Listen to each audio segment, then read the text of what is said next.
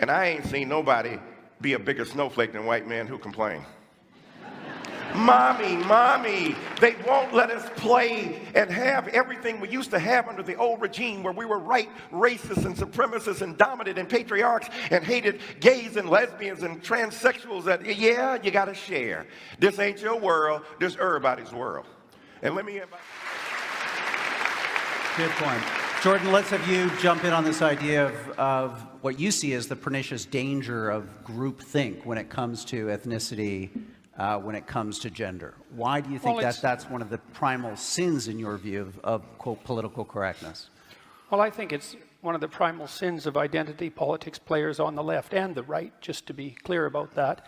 Personally, since this has got personal at times, I'm no fan of the identitarian right. I think that anybody who plays a game, a conceptual game where group identity comes first and foremost, risks an exacerbation of tribalism. It doesn't matter whether it's on the left or the right.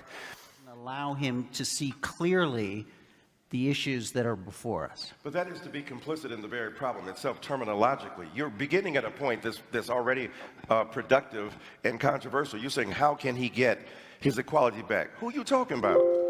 Jordan Peterson? Trending #1 on Twitter? Jordan Peterson? With an international bestseller? I want him to tweet something out about me in my book. Jordan Peterson, right? This is what I'm saying to you. Why the rage, bruh? You're doing well, but you're a mean, mad white man. And you're going to get us right. And I have never seen so much wine and snowflaking. There's enough wine in here to start a vineyard. And with regards to my privilege or lack thereof, I mean, I'm not making the case that I haven't had advantages in my life and disadvantages in my life like most people. You don't know anything about my background or where I came from, and it doesn't matter to you because fundamentally I'm a mean white man. That's a hell of a thing to say in a debate.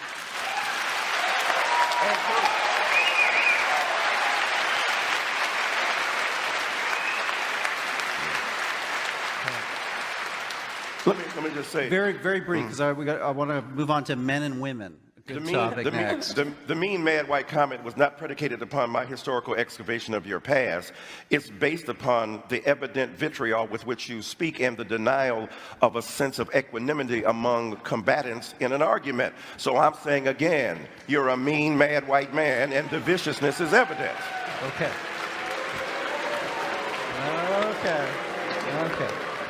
Let's reset. Change the decks here. Let's talk about another big factor. Well, I think I'm going to point out two things again.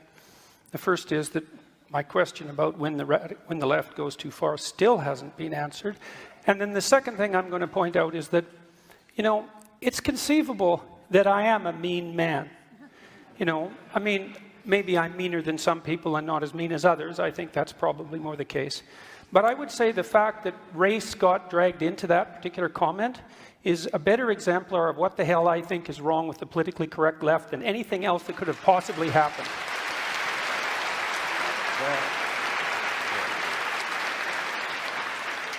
That was funny. Imagine the hurt, the anxiety, the insult that you might genuinely feel, according to what I felt was an appropriate comment of description at the moment of its expression. But imagine now those hurt feelings and not hurt. Okay, you feel great. You feel great about it. That's really different. I'm not a victim. I'm not hurt. I'm appalled. You're not hurt. Okay, you wouldn't be a victim. So what's interesting is that whatever non-traditional feelings of empathy you endure at this particular point, the point is, imagine then the horrors that so many others have had to put up with for so long when they are refused to acknowledge their humanity. Now, I take your point seriously. So your group of let me finish. Let me finish, though. Let me finish. To me. Let me finish, sir. That figures. You're not my inquisitioner, okay? What I'm saying to you is that we need to an indigenous or First Nations community where we're able to engage in some of the lovely conversation, but also to listen and hear. And when I added race to that, I was talking about the historically evinced inability to acknowledge others' pains equally to the one that they are presently enduring. So, as a human being, I love you as my brother, but I stand by my comment.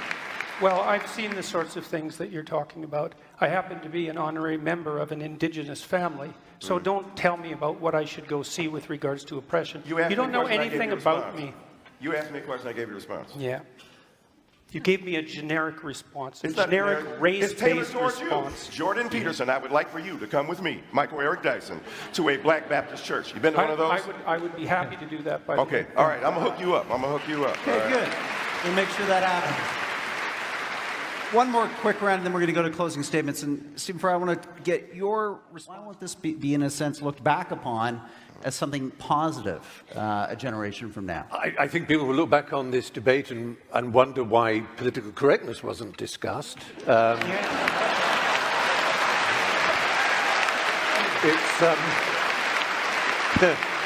I said it was. Century, and to define how you think standard left-wing thinking, which has a valuable place, goes too far, since it obviously does. Has the right gone too far? Has the right gone too far? Of course the right has gone Tell too us far. how. Well, how about Auschwitz?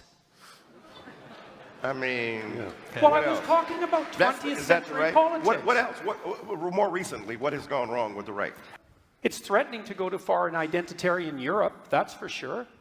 It's gone too far in Charlottesville. It went too far in Norway. Like, how long a list do you want? And why am I required to produce that? To show you that I don't like the identitarian right? I just thought I'd ask you. I was actually asking you a question.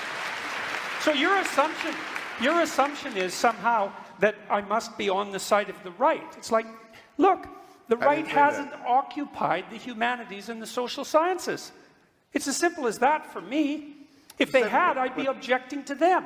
Say that again, I didn't hear that. The right has not occupied the social sciences and the humanities. And the left clearly has. The statistical evidence for that is overwhelming. Sir, what about IQ testing in terms of genetic inheritance?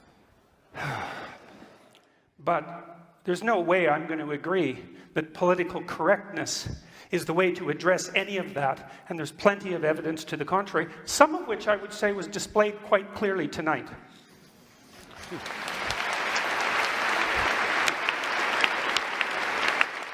Thank you both. We're just going to do a quick discussion with the online audience who's watching right now, just to get